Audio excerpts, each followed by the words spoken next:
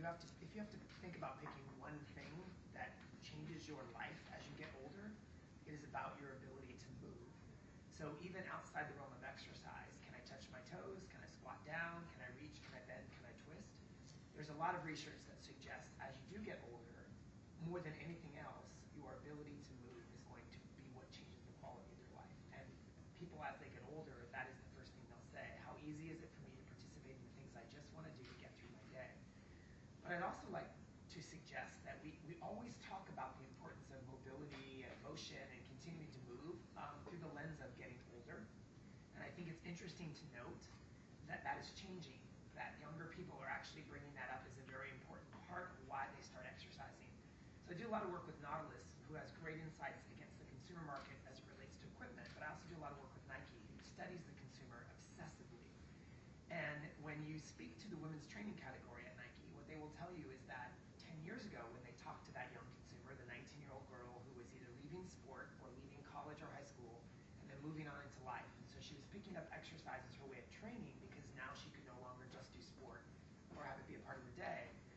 She would say, why do you train? Well, I train to look better. I train to have sexier shoulders. I train to have a better looking butt. And for many years, we associated younger people with saying the reason why we train is because we want to look better.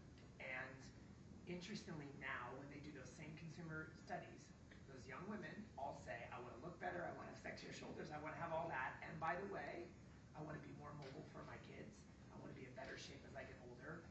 And for the first time in history, younger people who, presumably shouldn't have this on their radar yet, are actually bringing up the things that we always said only older people cared about. And that's the reason why I believe is that the population now has a ton of visual assets to show you what's going to happen if you don't keep this on your radar. So I think when we were younger, we didn't see it as much. We didn't think about it as much because it wasn't present. And the only thing that was front of mind was looks and body. Whereas a younger population now says, yes, I want to look good, but I also recognize right in front of me, 7 out of 10 people or 6 out of 10 people are overweight, can't move, have health issues, and I don't want that to happen to me. And they realize that it's not accidental, it happens because of our life choices. So they're saying that now as part of the lead. So I think it's important to note that this mobility, moving around easier, getting around easier, being more comfortable in your body, and all the trends that support that are not just an older person's issue anymore, and that's quickly changing. One of the most compelling parts on her testimonials we ever did, and you saw part of this, is a young woman in her 20s. Her mom in her early 40s had a heart attack and died. She was really, really obese, and it was a typical day of filming, to be perfectly honest, because we didn't know the whole story. We talked to her, and just like, this is why I got started. Yeah. And I mean, we actually had cut. Everybody sort of had to cry. It was really a really intense moment.